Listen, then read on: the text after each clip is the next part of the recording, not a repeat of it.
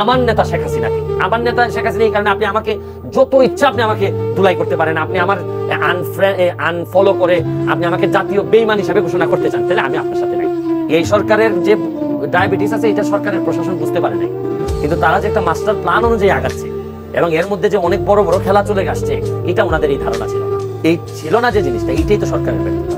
একটা যৌক্তিক আন্দোলন নিয়ে আমিও তো যখন ছাত্র ছিলাম, যৌক্তিক আন্দোলন হইলে আমিও তো গেছি, কিন্তু এই সরকারের তো বোঝা উচিত যে এই সরকারের ডায়াবেটিস আছে, এই সরকারের ডায়াবেটিস আছে। আসসালামু আলাইকুম ভিউয়ার্স, সবাই কেমন আছেন? আশা করতেছি সবাই আল্লাহর রহমতে অনেক অনেক ভালো আছেন। তো ভিউয়ার্স, আজকের ভিডিওটি অনেক ইন্টারেস্টিং হতে চলেছে।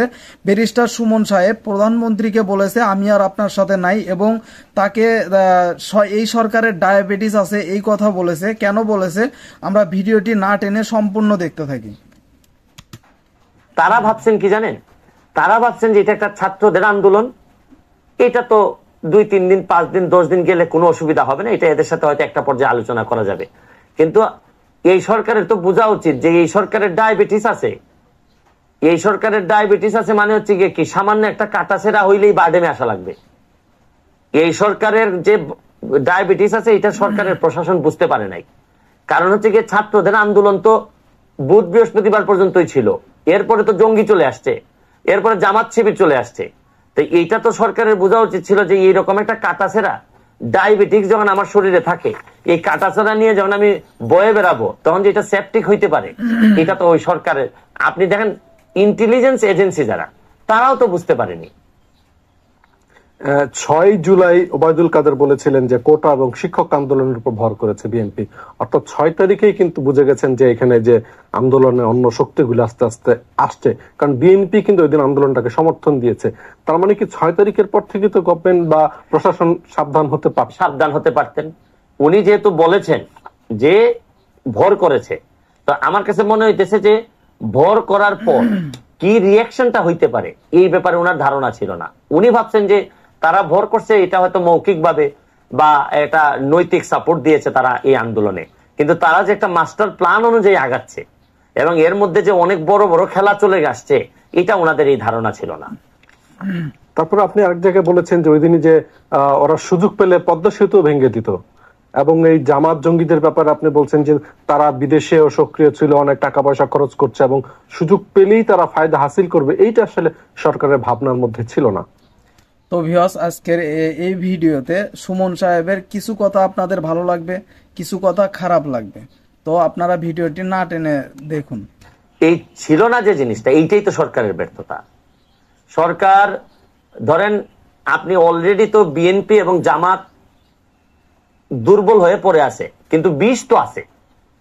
ধরেন আপনি বিষ ধর সাপের বিষটা আছে, আমি বলি বিষ ধর সাপরে ধরেন আপনি একেবারে নরম করে ফেলছেন, তারা আঘাত করে কোনো কারণে, তারা আঘাত করে নরম করে ফেলছেন, খাঁচায় বন্দি করে খাঁচায় বন্দি, কিন্তু ও আঘাত করা অবস্থায় পরে একটু লেজে একটু পাড়া দিয়ে দেখেন এইরকম ভাবে ফনা দিয়ে উঠবে। তা আপনি এই সাপের সম্পর্কে যদি আপনার ধারণা না থাকে তাহলে তো আপনি সুফল খাবেনি।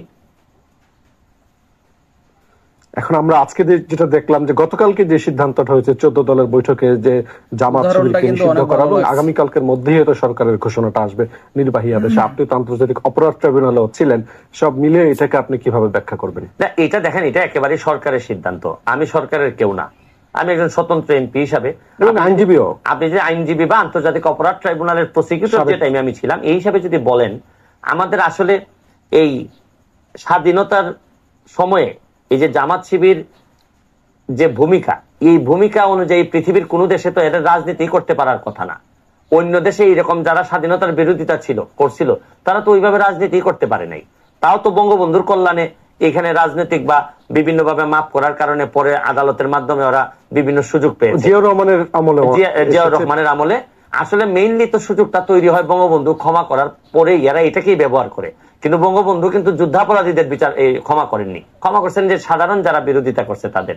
তো সুতরাং আমি মনে করি যে এই প্রক্রিয়া তো যেদিন ট্রাইব্যুনাল শুরু হয়েছে, ট্রাইব্যুনালে বিচার কাজ যখন চলতেছিল তখনই তো এইটার মধ্যেই তো এই অনেকগুলা রায়তে আসছে যে এদের এই রাজনীতি সংগঠন, হ্যাঁ এরা ক্রিমিনাল অর্গানাইজেশন, বাট এই ক্রিমিনাল অর্গানাইজেশনের তকমা তো জামাত শিবির অনেক আগেই পাইছে। এটাকে বরং সরকার এই লিঙ্গারিং করে এখন এসে এই সিদ্ধান্ত নিছেন। এবং এটা যে 2014 সালে তদন্ত সংস্থা রিপোর্ট দিয়েছে, রাইট? আপনি তো কয়েকটা জাজমেন্টও দেখেছেন যে 10 বছর আগে তদন্ত সংস্থা রিপোর্ট ছিল। সেই সময়টা যদি বিচারটা আসলে করা হতো, অনেকেই বলছেন যে সরকার আসলে বিচারটা করেনি বা কি কোনো কারণে হয়তো এটা সরকারের, ধরেন আপনি যখন কোনো জিনিস বিচার করবেন না বা বিচার করতে যদি আপনার কোনো প্রবলেম থাকে বা না পারেন, তাইলে এটার পরিণাম তো আপনাকে কিছুটা ভোগ করতেই হবে। এবং সেটারই কি মূল্য আমরা দিচ্ছি বিভিন্ন ভাবে? খালি মূল্য দিচ্ছি যে তা না, মূল্য আরো দিব, বিভিন্ন ভাবে দিচ্ছে। মানে এই সরকার এখন তো সিরিয়াস জামাত শিবিরের ব্যাপারে, এখন সিরিয়াস হচ্ছে গিয়ে কি, সিরিয়াস জামাত শিবিরের ব্যাপারে আলাদাভাবে তো জামাত শিবিরের ব্যাপারে সিরিয়াস হওয়ার বিষয় না। আপনাকে দেখতে হবে যে এই আন্দোলনকে ভর করে ছাত্রদের আন্দোলন যৌক্তিক, এই ব্যাপারে কোনো সন্দেহ নেই, সবাই বলছে এটা, সবাই বলছে একই কথা। আমি একটা জিনিস বুঝি না, আপনি একটা জিনিস খেয়াল করে দেখবেন, কোটা সংস্কার তারাও চাচ্ছিল যারা আন্দোলন করছে, সরকারও বলছিল কোটা সংস্কার হবে। এর মানে তাইলে পার্সেন্টেজটা নিয়ে হচ্ছে কি আলোচনার বিষয় ছিল, এটা তো আন্দোলনের বিষয় ছিলই না। তারপর আচ্ছা মনে করলাম যে সরকারের প্রতি বিশ্বাস নাই আন্দোলনকারীদের, তারা আন্দোলন করছে, কিন্তু কোটা হওয়ার পরেও এরপরে শুক্র শনিবারে যে ঘটনাগুলো ঘটলো, এরপরে তো আর এই কোটাতে নাই আর এখন না। আমি আপনার একটা কথা বলি, এখন এমন এক সময় আপনি আমার ইন্টারভিউ নিচ্ছেন যে সময়ে কেউ কারো কথা শুনতে রাজি না, আপনি হয় বলবেন ইয়েস অথবা নো। আপনার কথা শুনতেও অনেকের রাজি না। যারা কোটার জন্য আন্দোলন করতেছিল, যারা সংস্কার করতেছিল, তারা নিজেরা যৌক্তিক একটা আন্দোলন, এই ব্যাপারে আমার কোনো সমস্যা নেই, আমি এদের পক্ষে। এবং আমি বলছিলাম যে ইন্টারভিউতে যে আমি এদের পক্ষে মামলায় থাকবো। তো কোটা তো হয়ে, আপনি মামলায় থাকতে চাইলেও নেবে না আপনাকে, গেল। তারপর হচ্ছে কি দেখেন একটার পর একটা, এরপরে এদের কি আসতে পারতো, এরা আসবে যে বিচার চাইতে পারে, যারা আহত হয়েছে নিহত হয়েছে এদের জন্য বিচার চাইবে। কিন্তু এখন খেয়াল করে দেখেন, তিনটা জিনিসের উপর আন্দোলন এসে ঠেকে গেছে। আমি এদের কোটা সংস্কারের জন্য আমি একমত, আমি এদের সাথে আছি, ধন্যবাদ। কোটা সংস্কার করতে গিয়ে, এই আন্দোলন করতে গিয়ে যারা নিহত হয়েছে এদের জন্য বিচারের প্রক্রিয়ায় আমি যাইতে রাজি। আমাকে যদি অ্যাডভোকেট বা ব্যারিস্টার নিয়োগ দেওয়া হয় আমি তাতেও যাব। এই নিয়োগ আশা করেন না, এটা আপনি পাবেন না। কেউ যদি প্রশাসন যদি বা পুলিশ থেকে যদি কোনো ব্যর্থতা থাকে, কোনো কেউ যদি এক্সেসিভ ফোর্স ব্যবহার করে থাকে, এটার জন্য আমি রাজি। আমিও তো এদের সাথে একমত, কিন্তু একটা জায়গায় আমি এদের সাথে একমত না। এটা হচ্ছে গিয়ে যে সরকার পতন, জামাত বিএনপি এবং জঙ্গিদের সাথে মিলে এরা যে এদের যে প্রাধান্য এখন এই আন্দোলনে, জামাত বিএনপির প্রাধান্য তো এখন সবচেয়ে বেশি। এরা এখন কোটাকে ব্যবহার করে এরা সরকার পতন করতে চায় এবং শেখ হাসিনাকে মেলাইন করতে চায়। এইটাতে আমি একমত না, কারণ আমার নেতা তো শেখ হাসিনা। এই কারণে ধরেন আমাকে অনেকে বলছেন যে আপনার ফলোয়ার একেবারেই কমে যাবে, আপনি জাতীয় ভিলেনে বিবেচিত হবেন। ধরেন আমি আমার কর্মের ফলোয়ার কি কমে গেছে না আমি জানি না, ওই যে ফেসবুকে আমাকে অনেকে বলছেন যে বিভিন্ন ভাবে ওরা, আমি নিজেও দেখছি যে ধরেন হ্যাঁ কমতেছে, অনেকে আপনার ব্যাপারে অনেক খারাপ কথা বলতেছে এগুলার কারণে। বাচ্চা ছেলে, বিদেশে বাচ্চা ছেলেরা, এরা হয়তো আমার কাজের আগে প্রশংসা করতো, এখন ব্যাপকভাবে আমাকে ধরেন বকাঝকা করতেছে। এগুলো ভাষায় প্রকাশ করার মতো না, কিন্তু আমি আবার এগুলাতে অভ্যস্ত। কারণ আপনি যখন কাউরে গালি দিবেন, এর মানে হচ্ছে কি বুঝতে হবে যে এই লোকটারে হয়তো আপনি বুঝাইতে পারেন নাই। এটা আমারই ব্যর্থতা যে আমি বুঝাইতে পারি নাই। এখন যে লেভেলের এক্সপার্টিস আমার হয়েছে, আমি এমপি হিসাবে তো মঙ্গলবারই আমি টের পাইছি যে এই প্রশাসন এটা মেনে নিবে। আমি তো এই জন্যই বলছিলাম যে 2টা দিন ওয়েট করেন আপনারা, কারণ আমার কাছে একটা আপনি 1 মাসের কথা বলছিলেন, সেন্স আমার কাজ করতেছে। আমি জানি যে এরা কোটা সংস্কার চায়, কারণ কোর্ট যদি রবিবারে এটা মেনে নেয় তাহলে তার আন্দোলনের দরকার ছিল। আমি তো ওইটাই বলছি যে ভাই আপনারা কোর্টের উপরে একটু 2টা দিন ওয়েট করেন, যদি না পারেন আপনারা আবার আন্দোলন করেন। কিন্তু ওই সময় তো চলে আসছে অন্য পার্টি, ছাত্রদের কোনো দোষ নাই, ছাত্ররা তো এখানে তো ওই ছাত্রদের দোষ নাই, তাহলে ছাত্রদেরকে মারা হচ্ছে কি জন্য? ছাত্রদেরকে গুলি করতেছে, দোষ নাই, গুলি করে কি জন্য? নেতৃত্ব কেউ দিচ্ছে না এখানে। একটা যৌক্তিক আন্দোলন নিয়ে আমিও তো যখন ছাত্র ছিলাম, যৌক্তিক আন্দোলন হইলে আমিও তো গেছি। আমার 500 প্রশ্ন ছিল যে ওইটার জন্য আমি আন্দোলনে, আমার মনে আছে আমি গেছি। এখানে ছাত্রদের কোনো বিষয় না, এবং যারা মারা গেছে তারাও কিন্তু ইনোসেন্ট ভিকটিম, তাদের কোনো দোষ ছিল না। কারণ পুলিশের যদি জিজ্ঞেস করেন, পুলিশ হয়তো বলবে যে আমরা যান বাঁচাইতে গিয়া সেলফ। এখন এগুলো তো দেখার প্রশ্ন যে আমি সেলফ ডিফেন্সে করছি কিনা, এইটাই তো কমিশন হয়েছে এখানে। তা আলটিমেটলি আপনার সাথে আমি কোটা সংস্কার পর্যন্ত আছি আন্দোলনে, আপনার সাথে আমি বিচারের প্রক্রিয়ায় আছি, কিন্তু আপনি যদি এই প্রক্রিয়ার মধ্যে ভিতরে যদি লুকাই থাকেন যে আপনি এই সরকারের পতন করতে চান বা গণভবন দখল করতে চান অথবা আমার নেতা শেখ হাসিনাকে আপনি মেলাইন করতে চান, তাহলে আমি আপনার সাথে নাই। আমার নেতা শেখ হাসিনা এই কারণে আপনি আমাকে যত ইচ্ছা আপনি আমাকে ধুলাই করতে পারেন, আপনি আমার আনফলো করে আপনি আমাকে জাতীয় বেঈমান হিসাবে ঘোষণা করতে পারেন, কিন্তু আমি যার আগে থেকে ছিলাম, কারণ আমার চরিত্র সম্পর্কে আপনাদের জানা উচিত। দেখেন কত বড় ক্ষতি হয়ে গেছে। এখন আপনি মিষ্টি মিষ্টি কথা বলে বাস দিচ্ছেন। আন্দোলন করতেছে ছাত্ররা, জঙ্গিরা সব ঢুকে গেল, জামাত শিবির জেলখানা ভাঙলো, হ্যাঁ সব ভাঙলো, জেল টেল থেকে ভাঙলো। ক্ষতি কি পরিমাণ হইলো মনে করলাম, আমি বিশ্বাস করি যে যা ক্ষতি হয়েছে এটা অত বড় ক্ষতি না যতটা মানুষ ক্ষতি হয়েছে। মানুষের দাম সবার আগে অবশ্যই। কিন্তু একটা জিনিস দেখেন কত বড় একটা ক্ষতি হয়ে গেছে আমাদের, বা আমার ক্ষতি হয়েছে যে এই এতদিন কষ্ট করে যেসব দুর্নীতিবাজদেরকে আমরা আদালত পর্যন্ত নিয়ে আসছিলাম, সরকারকে এই দুর্নীতিবাজ প্রতিরোধের মুখের দিকে নিয়ে যাচ্ছিলাম, আমি নেত্রীর সাথে বিভিন্নভাবে এই নেত্রীকেও এইদিকে নিয়ে যাওয়ার চেষ্টা করতেছিলাম যে দুর্নীতিবাজদেরকে বের করে দিতে হবে, দল বা যে জায়গায় আসুক। এখন কিন্তু দুর্নীতিবাজদেরকে ধরবেন কখন? আপনি আবেদ আলী, কিন্তু এই আন্দোলনের মাধ্যমে আবেদ আলী বের হয়ে গেল, এই আন্দোলনের মাধ্যমে বেনজির মতিউর রহমান বের হয়ে গেল, এই আন্দোলনের মাধ্যমে ফয়সাল, যারা যারা আছে, যারা যারা এখন ধরেন দুর্নীতি তো এখন আলোচনায় নাই, এখন ধরেন আপনি এই সরকার ফেলে দিবেন বা এই যার ইচ্ছা আপনারা ফেলে দিবেন, আপনাদের অনেক পাওয়ার ধরেন, আপনারা তো আবার এসে এতগুলো মানুষ বের হইলো, তাদের তো শাস্তি আমরা দেখতে পারলাম না, তাদের তো কোনো শাস্তি হলো না। এদেরকে ধরতে ধরতে এর ধরেন যদি 2 বছর সময় আপনি নেন, তাহলে এই যে দুর্নীতিবাজ যারা আছে তারা কিন্তু আপনারা ক্ষমতায় আস্তে আস্তে নিউ ইয়র্কে চলে যাবে। তাইলে আপনি খেয়াল করে দেখছেন যে আবেদ আলীর মাধ্যমে তো আমরা বহু অফিসার পাইতাম যে কারা আবেদ আলী কোটায় হয়েছে। আপনি এটা খেয়াল করে দেখেন, ছাত্ররা যে আন্দোলন করতেছে এখানে কোথাও মধ্যে কিন্তু দুর্নীতির বিরুদ্ধে আন্দোলন নাই। মানে ঠিক আন্দোলনটা কোথায়? আন্দোলন হচ্ছে কি আমিও এই কোটা ব্যবহার, এই কোটা বিদায় করেন, আমিও এখন এখানে অফিসার হব, অফিসার হয়ে আমরাও অনেক টাকা ইনকাম করব। এইটা কোনো অসুবিধা নাই, যে কোনো অন্যায় আপনি যে কোনো জায়গা থেকে শুরু করতে পারেন, আমি এই ব্যাপারে কোনো অপোজ করব না। কিন্তু পুরা যে রাষ্ট্র যে সংস্কার করবেন, রাষ্ট্র সংস্কার করার বিষয়ে দুর্নীতির কথা কিন্তু কোথাও নাই। এটাই সবচেয়ে যে বড় লসের যে বিষয়টা, এর যারা আন্দোলন করতেছে তারা কিন্তু মাথার মধ্যে হচ্ছে গিয়ে যে আমার প্রোফাইল লাল করতে হবে, এদের কথা হচ্ছে প্রোফাইল লাল করতে হবে, আবার রাষ্ট্রীয় শোক, আবার কালো, অনেকে কালো করছেন প্রোফাইল, কিন্তু কালো সাদাতে তো প্রবলেম না। প্রবলেম হচ্ছে গিয়ে যে কোনো ধরনের ক্ষতিতে তো আমরা শোকাহত। আপনি আমার ছেলে হোক, আমার মেয়ে হোক, বা আপনার ছেলে হোক, মেয়ে হোক, যারা মারা গেছে তারা বুঝে যে তারা কি হারাইছে, তাদের জন্য তো আমরা শোকাহত। কিন্তু এই শোকটাকে শক্তিতে রূপান্তরিত করতে হবে, একটা সাস্টেইনেবল একটা চেঞ্জ দরকার। আপনি দেখেন এই প্রক্রিয়ার মধ্যে দিয়ে সরকারকে যে প্রেসারে ফেলছেন বা পড়ছে, এতে কি দুর্নীতিবাজদেরকে আর কিছু করা যাচ্ছে? এখন আপাতত এই আলোচনাই তো নাই। ঠিক শুনবো একজন দর্শক আছে, একটা ফোন নিচ্ছে। হ্যালো, আসসালামু আলাইকুম। জি বলুন। আমি সুমন সাহেবের কাছে ছোট্ট করে দুটো প্রশ্ন রাখতে চাই। তার আগে আমি তাকে সালাম জানাই, তিনি মানুষের জন্য কাজ করেন, মানবতার জন্য কাজ করেন, দুর্নীতির বিরুদ্ধে কথা বলেন, মানবতার ফেরিওয়ালা। আসসালামু আলাইকুম। ভাই গালি টালি দিবেন না তো ভাই? না না, গালি দেবো না, আমি গালি দেওয়ার পক্ষে নাই। আমি আপনাকে দুটো প্রশ্ন করতে চাই। আপনি বলছেন গোয়েন্দা সংস্থা ব্যর্থ হয়েছে, সব ব্যর্থ হয়েছে, এই ব্যর্থতার দায় কে নেবে? এই ব্যর্থতার দায় থেকে কিন্তু আপনিও বাধ্য হতে পারেন কিনা, এবং এই দায় কে বহন করবে? আর দ্বিতীয় প্রশ্ন হলো, মাননীয় প্রধানমন্ত্রী ছাত্রদের এই সেন্টিমেন্টটা কেন বুঝতে পারলো না, একটু ব্যাখ্যা দেবেন।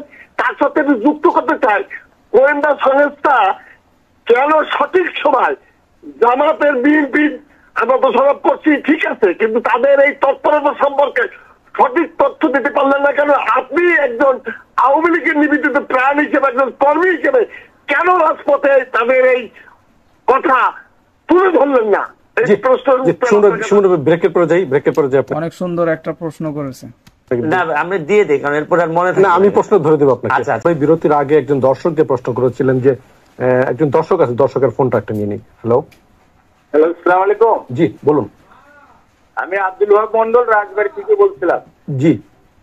আমাদের সুমন ভাই আমাদের সময় বললাম মানে আমাদের মাননীয় জাতীয় সংসদ সদস্য সুমন ভাই অত্যন্ত ভালো একজন মানুষ। ব্যারিস্টার এবং সাধারণ জনগণের জন্য কথা বলেন। তো ওনার কাছে আমার প্রশ্ন যে আপনি তো একজন ব্যারিস্টার বটে, নট অনলি মানবতার এমপি। আপনি যে 6 জন সমন্বয়ককে ডিবি অফিসে নিরাপত্তার জন্য রাখা হয়েছে, তাদের এই নিরাপত্তায় রাখার তারা যদি নিজেরা নিরাপত্তা না চায় তাহলে নিরাপত্তায় রাখার আইন আছে কিনা? আর তাদের মোবাইলগুলো বন্ধ রাখা হচ্ছে কেন? তাদের সাথে আমরা কথা বলতে পারার আইন আছে কিনা? তাদের মোবাইল এই প্রশ্নটা কিন্তু অনেক ভালো লাগছে। ঠিক আছে, এই প্রশ্নটা সবার মনের ভিতরে ঘুরপাস খাচ্ছে। ভালো লাগছে প্রশ্নটা। জি, ধন্যবাদ, বুঝতে পেরেছি। সঙ্গে ওনাদের 6 জনকে খাওয়ানোর বিষয়টাও নিশ্চয়ই আসবে, আপনি এটার জবাবটা যদি একটু দেন। দেখেন, এই যে 6 জনকে ডিবি অফিসে নেওয়া হয়েছে, এটা নিয়ে ধরে নিলাম যে এখন কখন নেওয়া হয়েছে আমি সাপোর্ট করতেছি না, যে তাদেরকে নেওয়াটাকে সাপোর্ট করতেছি না। কখন নেওয়া হয়েছে? যখন বোঝা যাচ্ছে যে যারা এই আন্দোলনের নেতৃত্ব দিচ্ছেন তাদের ব্যাপারে প্রশাসন বা এনফোর্সমেন্ট এজেন্সি চিন্তা করতেছে যে এদেরকে অন্য ধ্বংসের লাইনে নিয়ে যেতে পারে। ধরেন আপনার ছেলে যদি কোনো অন্য মেয়ের জন্য মনে করেন যে পাগল হয়ে যায়, তখন আপনি করতেছেন কি, ভাবতেছেন যে ওই মেয়ের বাবা মারা আমার ছেলেটার মাথা নষ্ট করে ফেলে কিনা, এই জন্য ছেলেটারে বিদেশ পাঠাই দেয় ফ্যামিলি। তো এখানে হয়েছে কি, আমার যতটুকু আমি তাও জানি না, কিন্তু আমি কোনোভাবে ব্যক্তিগতভাবে কাউকে ইচ্ছার বিরুদ্ধে নিয়ে আসাকে কখনোই সাপোর্ট করি না। এবং on the top of that আপনি এটা তো আজকে জানেন হাইকোর্টও এই বিষয়ে গতকালকে বলছেন যে এটা একটা তামাশা। তো আমি মনে করি যে এই রাষ্ট্রের শৃঙ্খলার স্বার্থে তাদেরকে যদি মানে সিকিউরিটি, মানে কি শুধু যে ফিজিক্যাল সিকিউরিটি এটা না, এটা হচ্ছে গিয়ে ঠিক উনারা যে স্পেসিফিক আন্দোলনে থাকতে চান তারা যেন নিজেদের বুদ্ধিতে থাকতে পারেন, এইটা থেকে একটা বক্তব্য, এরকম একটা বক্তব্য প্রশাসন থেকে আসছে। আমি যতটুকু দু একজনের কাছ থেকে বোঝার চেষ্টা করছি যে আমরা যদি অ্যারেস্ট করতে চাইতাম এনি টাইম আমরা অ্যারেস্ট করতে পারি, কিন্তু তাদেরকে মনে হয়েছে যে তারা তো সাধারণ ছাত্রের প্রতিনিধিত্ব করতেছে, তাদেরকে যদি অন্যরা আইসা এই আন্দোলনটারে, আমি তো আপনারা বললাম এই আন্দোলন বারবার চেঞ্জ হইতেছে, আপনি খেয়াল করে দেখেন গতিপথ বদলাচ্ছে। এখন এক এক সমন্বয়ক এক এক কথা বলতেছে। এখন সমস্যা হচ্ছে কি, রাষ্ট্রের তো দায়িত্ব থাকে, রাষ্ট্রের দায়িত্ব হচ্ছে কি রাষ্ট্র এই শান্তি শৃঙ্খলা বজায়ের স্বার্থে যে কোনো কাউকে বলতে পারে আপনি বের হবেন না, আপনি বাসায় থাকুন। মানে আমাকে যে কোনো সময় বলতে পারে যে আপনি, যেমন আমার যখন লাইফ থ্রেট আসছিল আমাকে বলা হয়েছে যে আপনি বাসার বাইরে বুঝে যাবেন, আপনি এখন আপাতত যাবেন না। কোনটার সাথে কোনটা মিলাচ্ছেন বুঝলাম না। এইটা আমার মনে হইতে পারে, তবে ওভারঅল এটা আমার মনে হওয়ার বিষয় আমি বললাম। তবে আমার কাছে মনে হয়েছে যে কোনো ভাবেই হোক, যে কোনো এজেন্সি কাউকে ইচ্ছার বিরুদ্ধে কেউ আটকে রাখতে পারে না। এটার জন্য তো হাইকোর্টে আমাদের আইনজীবীরা হয়েছে, এবং এই শুনানির আগেই তো আমার জানা মতে ওই ডিবি অফিস থেকে এদেরকে কি করা হয়েছে, খাওয়ার আপ্যায়ন করার বিষয়টা। এটা তো আসলে হাইকোর্ট থেকে বলা হয়েছে যে এটা একেবারে তামাশা করার মতো। তো এটা আসলে খুব একটা কাম্য না আমার কাছে মনে হয়। না, এটা আমার মনে হয় কি, ফেসবুকে যে এইটাকে একটা ব্যাকআপ হিসাবে দেখানো হয়েছে যে দেখো ওরা খাচ্ছে, এরকম বিষয়টা এটা করতে গিয়ে আসলে আরো এটা তামাশার বিষয় হয়ে গেছে। জি, বিরতির আগে ভালো লাগছে, কিছুটা সত্য কথা বলেছেন, ভালো লাগছে, অনেক ধন্যবাদ আপনাকে। একজন দর্শক প্রশ্ন করেছিলেন যে ব্যর্থতার দায় কে নেবে, এবং পাশাপাশি জামাত বিএনপির যে অগ্নিসন্ত্রাস সেটা সঠিক তথ্য গোয়েন্দারা পাননি তার দাবি, যে এটার ব্যাপারে আপনার মন্তব্য। আমি আমাদের গোয়েন্দাদের একটা বিষয়টা আপনাদেরকে বললে আপনারা বুঝতে পারবেন যে আমাদের গোয়েন্দারা কতটা সফল।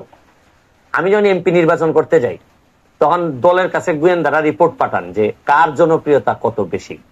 ওই রিপোর্ট অনুযায়ী আমি মনে হয় 3 নম্বরে ছিলাম, মানে 1 নাম্বার তো নাই, যে আমার জনপ্রিয়তা 3 নম্বরে আছে আমার এলাকায়। গোয়েন্দারা রিপোর্ট পাঠিয়েছেন আমি যতটুকু জানছি। তো এর ফলশ্রুতিতে আপনারা দেখছেন যে যার সাথে আমি নির্বাচন করছি উনি ফার্স্ট ছিলেন গোয়েন্দাদের রিপোর্টে, তার থেকে আমি 1 লাখ ভোট বেশি পাইছি। তো আপনি বুঝতেছেন যে গোয়েন্দারা, আমাদের দেশের গোয়েন্দাদের অবস্থাটা কি। আরো শুনেন, পাকিস্তান আমলেও গোয়েন্দারা বলছে যে আরে বঙ্গবন্ধু, এই শেখ মুজিবুর রহমানের এইগুলা বাংলাদেশে কিচ্ছু না, এগুলো 1-2 বিষয়। তো ঠিকই তো এই দেশ স্বাধীন হয়েছে।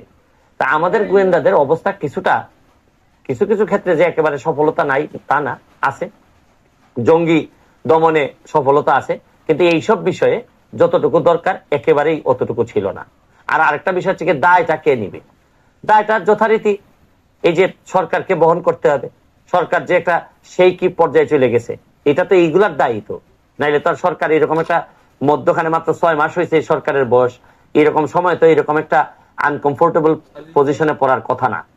যে আপনি সংসদে বাজেট বক্তৃতায় আপনি বলেছেন যে সরকারের রাসেলস ভাইপার চলে এসেছে, বেজি নেই কেন? না, এটা তো আমি কি কারণে বলছি সংসদে, বলছি যে বাংলাদেশে আপনি জানেন যে ওই যে মতিউরকে বাংলাদেশ ফাইন্যান্সিয়াল ইন্টেলিজেন্স ইউনিট বলে একটা ইউনিট আছে, তারা ধরতে পারলো না তার যে এত সম্পদ। আমাদের ব্যাংক যারা পারলো না, হ্যাঁ পিবিআই পারলো না, দুদক পারলো না, পারলো কে? একটা ছাগল। তো এই কারণেই আমি বলছিলাম যে এদেরকে তো ধরা হয় বেজি, Dudak, financial intelligence unit, SB, DB, এরা তো ধরে নেন বেজি। এরা হচ্ছে কি কাজটা কি? কাজ হচ্ছে কি রাসেল ভাইপারকে ধরা, বিষধর সাপকে ধরা। তো এরা কেউই ধরতে পারলো না, বেজি তো নাই, এরা তো বেজি না, তাহলে এরা কি? এরা তাইলে হচ্ছে কি বিষ, মানে বেজির অস্তিত্বই নাই। এরা তাইলে হচ্ছে কি বেশিরভাগ ক্ষেত্রে দেখা যাচ্ছে এদের পার্টনার, এরা তো বেজি না হয়ে বিষধর সাপের পার্টনার হয়ে গেছে, যার কারণে এরা কেউই আর এগুলারে ধরতে পারে না। ক্ষেত্র বিশেষে ছাগল গিয়ে দেখা যাচ্ছে যে ওদেরকে ওই ছাগলের মাধ্যমে, এই ছাগল কাণ্ডের মাধ্যমে বেরোয় আসলো। এই জন্য মনের দুঃখে আমি সংসদে এই কথাটা বলছিলাম যে মাননীয় প্রধানমন্ত্রী, আমার সমস্যাটা কোথায় জানেন? আমার সমস্যা হচ্ছে কি, আমি মাননীয় প্রধানমন্ত্রীরে অন্ধের মতো পছন্দ করি, কারণ আমি তারে খুব কাছ থেকে দেখছি, তার জীবন যাত্রা সবকিছু দেখছি। আমার জানা মতে আমি কখনো তারে ব্যক্তিগতভাবে কোনো দুর্নীতির জায়গায় আমি পাইনি। আমার কিন্তু গন্ধটা, আল্লাহ, এটা সত্য কথা বলছেন, আপনাদের চেয়ে অনেক বেশি আমি অনেক ভিতরে গিয়ে দেখতে পাই।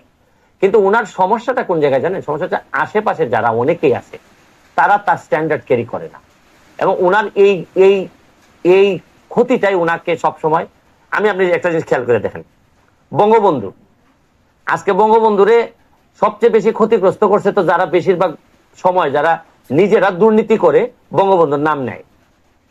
তখন মানুষ স্বভাবতই মনে করে যে তুমি এরকম একটা মানুষের নাম নিয়ে তুমি আবার দুর্নীতি করতেছো, তখন বঙ্গবন্ধুর ইমেজটারই এরা ক্ষতিগ্রস্ত করে, নেত্রীর ইমেজ ক্ষতিগ্রস্ত করে। দেখবেন 2 নাম্বারই করার পরে যদি নেত্রীর আশেপাশে থাকে তখন মানুষ কি মনে করে দেখেন, আমি খেয়াল করে দেখেন আজকে যে সিচুয়েশন দাঁড়াইছে, এই সিচুয়েশনের বহু আগে আমি চিৎকার করছি। আপনার জানা আছে কতগুলা লাইভ আমি দুর্নীতিবাজদের বিরুদ্ধে করছি। দুর্নীতিবাজ তখন বেশিরভাগ দুর্নীতিবাজ ছিল দলের ভিতরে, ছিল সরকারের ভিতরে ছিল, আমি এদের বিরুদ্ধেই কথা বলছি। এই জন্য তো আমাকে অনেকে মনে করতেন যে আরে না, ও তো কি আওয়ামী লীগ করে। আমি যদি আন্তর্জাতিক অপরাধ ট্রাইব্যুনালের প্রসিকিউটর না হইতাম, এতদিনে কিছু কিছু দুর্নীতিগ্রস্ত আওয়ামী লীগের আছে, তারা আমার জামাত বানাই ফেলতো। শুধু ট্রাইব্যুনালে আমার প্রসিকিউটর ছিলাম, আর আমার চরিত্রের মধ্যে কোনো দুর্নীতি নাই, আর আমি কোনোদিনই দলের সাথে কোনোদিন আমি বেইমানি করি নাই। কতগুলা সিচুয়েশন আসছে, এই কারণে আমি পারি নাই। কারণ ভালো লাগছে, আপনি একটা লয়াল পারসন। এদের একটা স্বভাব আছে, যারাই 2 নাম্বার আওয়ামী লীগ, টের পাবেন কেমনে? এরা কোনো ভালো ছেলে আওয়ামী লীগ করলে এরা কোনোভাবে চায় যে জামাত শিবির বানাই ফেলতে। কথা ঠিক। এই কষ্ট নিয়ে তো আমিও আছি, নাইলে আমার মতো লোক, আমি সারা জীবন করার পরও দেখছেন আপনার, আমাকে তো পাশ করে আসতে হয়েছে যে নৌকার বিরুদ্ধে নির্বাচন করে আমার পাশ করতে হয়েছে। অথচ আমি নির্বাচনের আগেই 49টা ব্রিজ করছি। আমি যুবলীগকে তো করতেই পারলাম না। যুবলীগে আমার কি অপরাধ ছিল? আপনি আমারে বলেন অপরাধটা ছিল, আমি বললাম যে আওয়ামী লীগ, যুবলীগ, ছাত্রলীগ যে জায়গায় আছে এই জায়গায় পুলিশ কেন স্লোগান দিবে? পুলিশ স্লোগান দিবে কেন? পুলিশ তো রাষ্ট্রের দায়িত্বে। এটা আমার বিরুদ্ধে নিয়ে অভিযোগ তুলছে কি যে আমি নাকি জয় বাংলার বিরোধিতা করছি। আরে কই জয় বাংলা? জয় বাংলা কই? আর কই? পুলিশ তো তেল মারতেছে, এবং পুলিশ ডিপার্টমেন্ট বিব্রত এই বিষয় নিয়ে। আমি ভিডিও করে বললাম যে বেশি প্রেম দেখানো ভালো না, এই জন্য আমারে করলো কি, যুবলীগ থেকে অব্যাহতি দিয়ে দিল। আর যার কারণে আমার কষ্টের বিষয়, অব্যাহতি দিল ওসি সাহেব, বিশাল কিসেতে উনি বিরাট বড় আওয়ামী লীগের হিসেবে থেকে এইখানে ভালো অবস্থানে আছেন। তাহলে আপনি বুঝতেছেন ক্ষমতাটা কোন জায়গায় চলে গেছিল, যে একজন ওসি যুবলীগের আইন সম্পাদকের চাকরি খেয়ে দিচ্ছে। জি সোম, একজন দর্শক আছে, একটা ফোন নিচ্ছে। হ্যালো হ্যালো হ্যালো, জি সংযুক্ত মনে বিচ্ছিন্ন। সুমন ভাই, আর নেটের সমস্যা, একটা ব্রেকে যাচ্ছে আমরা। প্রিয় দর্শক, একটা বিজ্ঞাপন বিরতিতে যাচ্ছি, বিরতির পর ফিরে আসছে আমাদের অনুষ্ঠানে।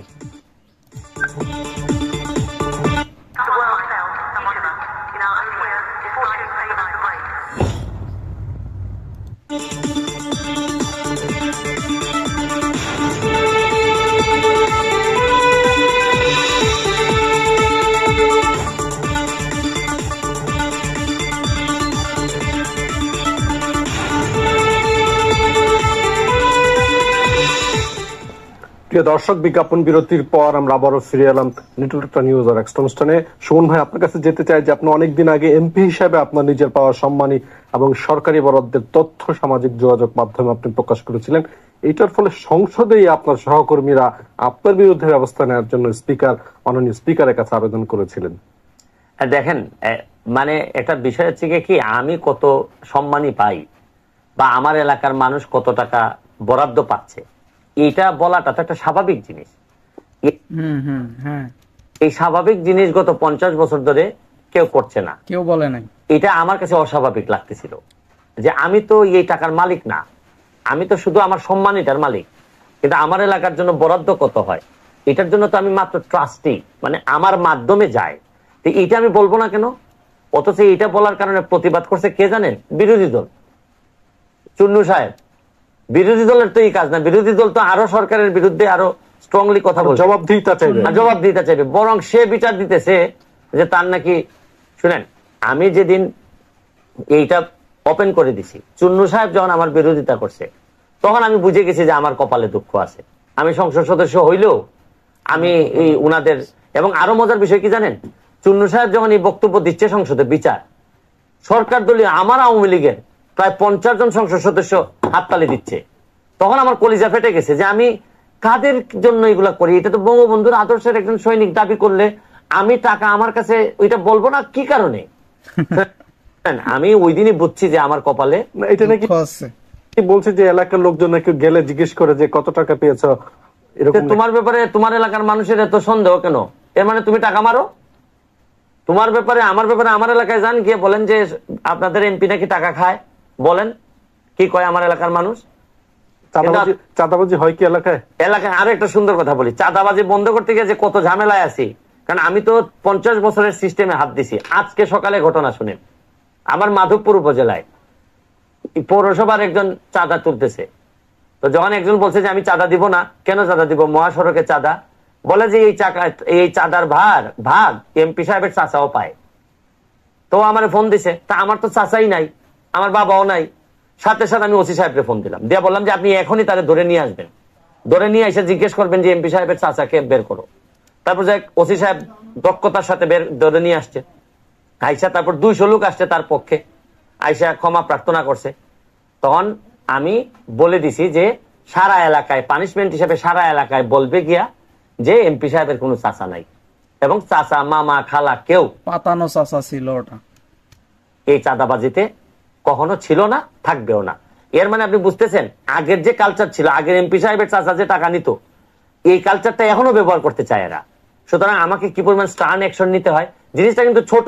আমি এমপি হিসাবে ইন্টারফেয়ার করারই কথা না, যে ভাই তোমার একটা ভুল বুঝাবুঝি হইতেই পারে, কিন্তু আমি ঠিকই বুঝছি যে আজকে যদি সে এমপি সাহেবের চাচা হিসাবে সমর্থন পেয়ে যায় বা তারে যদি কেউ কিছু না বলে, কালকে সে অধিকার নিয়ে এই টাকা তুলবে, নেক্সট আরো বড় কিছু করার চেষ্টা করবে। যাই হোক, এটা ভালো লাগছে। বিষয়গুলোকে বোঝা উচিত, ঠিক আছে?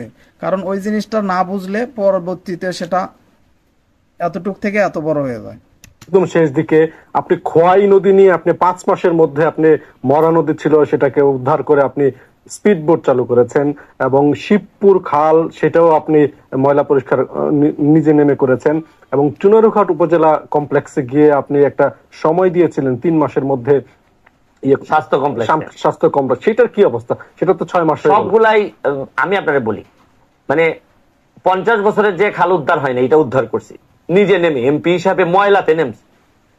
50 থেকে 52টা খালি ল্যাট্রিনের লাইন ছিল ওইটাতে, কিন্তু নামছি, কি করব, কিছু করার ছিল না আমার, কারণ এত মানুষ ভোট দিছে, এই লোকের এই এমপির আর এত আনগিন থাকতে হয়। কষ্ট লাগে না নামতে? কষ্ট হইলো, এটা কিছু কষ্ট তো আছে, আমরা কিছু কষ্ট তো মেনে নিতে হয়, এগুলা মেনে নিতে হবে।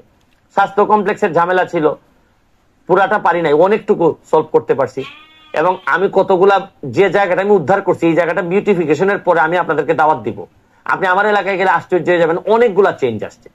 কিন্তু এতগুলা চেঞ্জের পরে যে মহা চেঞ্জের পরিকল্পনায় ছিলাম, এখন এই আন্দোলন সংগ্রামে কারফিউতে আইসা একটা বাড়ি খেয়ে গেছি, ধরেন 6 মাসের একটা বাড়ি খেয়েছি আমি। যাই হোক, চেঞ্জ করছেন, এগুলা আমরাও জানি, অনেক ভালো কাজ করছেন, আপনার অনেক উন্নয়ন করছেন। আমরা চাই যে হচ্ছে এই কোটা আন্দোলন যে বিষয়টা, ছাত্রদের হয়ে একটু কথা বলেন আপনি, আমরা এটাই চাইবো আপনার থেকে। নাইলে কিন্তু আমি 2-3 বছরের মধ্যে একটা ইতিহাস লিখে ফেলতাম নতুন, যে আর কিচ্ছু লাগবে না, নিজের এলাকাটা খালি ঠিক করে ধরেন, একজন এমপি শত হয়ে যায়, দেখবেন যে সব আন্দোলনের মূল জায়গা কিন্তু দুর্নীতি। কোটা বলেন, যাই যাই বলেন, আজকে যারা নিহত হয়েছে তাদের আবারও আত্মার মাগফিরাত কামনা করতেছি। তবে আরেকটা কথা আপনারা বলি, এই সব কোটা টোটা আন্দোলন নিয়ে আপনারা একটা কথা বলি, এই আন্দোলনে সরকারের বিরুদ্ধে কারা কারা আছে তারা অনেক আন্দোলনকারী জানে না। কোটা নিয়ে যারা আন্দোলন করতেছে তারা অনেকেই জানে না যে সরকারের এই জননেত্রী শেখ হাসিনার বিরুদ্ধে কে কে আছে। আমি সেদিনই সংসদে বলছিলাম, এবং আমি বুঝছি যে এই যে শেখ হাসিনার জন্য খারাপ সময় আসতেছে। কোন দিন জানেন? যেদিন একমাত্র প্রধানমন্ত্রী হিসাবে, মুসলমান দেশদের প্রধানমন্ত্রী হিসাবে প্রাইম মিনিস্টার জননেত্রী শেখ হাসিনা ইসরায়েলের প্রতিবাদ করছিলেন এবং ফিলিস্তিনের পক্ষে কথা বলছিলেন, সেদিনই আমি বুঝছি যে আমেরিকা এবং আপনার ইসরায়েল বা এই ধরনের ইন্টারন্যাশনাল ষড়যন্ত্র। কারণ আপনি খেয়াল করে দেখেন, কোন মুসলমান দেশ, যাই হোক, সত্যটা তুলে ধরার জন্য লাইক ইট, হাসিনার মতো স্ট্যান্ড নাই। আমরা সুমন ভাই একদম শেষ করব। আমরা যতটুকু জানি যে আপনি ছুটির দিন এলাকায় যান এবং চা শ্রমিকদের সঙ্গে আপনি ফুটবল খেলেন, এবং সে ফুটবল খেলতে গিয়ে আপনার পায়ে রক্ত ঝরেছে 30 সেকেন্ড। আপনি দেখেন, আমি গত শুক্রবারে আমি চা বাগানের শ্রমিকদের সাথে খেলতেছিলাম, তো ওরা আমার খেলার মধ্যে মারছে, মানে ব্লিডিং হইতেছিল আমার পায়ে। তখন আমি হাসতে হাসতে বলছিলাম যে তোমরা এমন এক এমপি পাইছো যে প্রতি শুক্রবারে মাইরা রক্তাক্ত করতে পারো। এটা আসলে আমার জন্য খুব পাওয়া। এরা আমাকে এমপি মনে করে না, এরা এদের ভাই মনে করে। আমি চাই ভাই হিসাবেই, সুমন ভাই হিসাবেই, আমার বাইরে কোনো চিন্তা নাই। আমি কোনো মানবতা, আমি কোনো ফেরিওয়ালাও না, দোকানদারও না, কিছুই না। আমার কাজ যারা পছন্দ করেন তারা আমারে পছন্দ করেন, যারা পছন্দ করেন না তারা আমাকে অ্যাডভাইস করে ছেড়ে দিতে পারে। আপনার কাজগুলো আমাদের অনেক ভালো লাগে, ঠিক আছে। আমরা চাইবো যে আপনি কোটা আন্দোলনে আমাদের সাথে থাকুন, ছাত্রদের সাথে থাকেন, ছাত্রদের হয়ে কথা বলেন। তবে আমার সকল চিন্তা আমার মাধবপুর চুনারঘাটের মানুষকে নিয়ে, কারণ তাদের জন্য আমি শপথ নিয়েছি, তাদের পরিবর্তন না করে যেন আমি পৃথিবী থেকে বিদায় না নিই। Thank you barrister Syed Saidul Haque Sumon, আপনাকে অশেষ অশেষ ধন্যবাদ। আমরা নিশ্চয়ই আরো একদিন আপনার সঙ্গে কথা বলবো। তো ভিউয়ার্স, ভিডিওটি এই পর্যন্তই ছিল। ভিডিওটি কেমন হয়েছে তা কমেন্টে জানাবেন। ভিডিওটিতে একটি লাইক দিবেন। চ্যানেলে যদি নতুন হয়ে থাকেন অবশ্যই চ্যানেলটিকে সাবস্ক্রাইব করতে ভুলবেন না। ধন্যবাদ সবাইকে এতক্ষণ ভিডিও দেখার জন্য। বাই।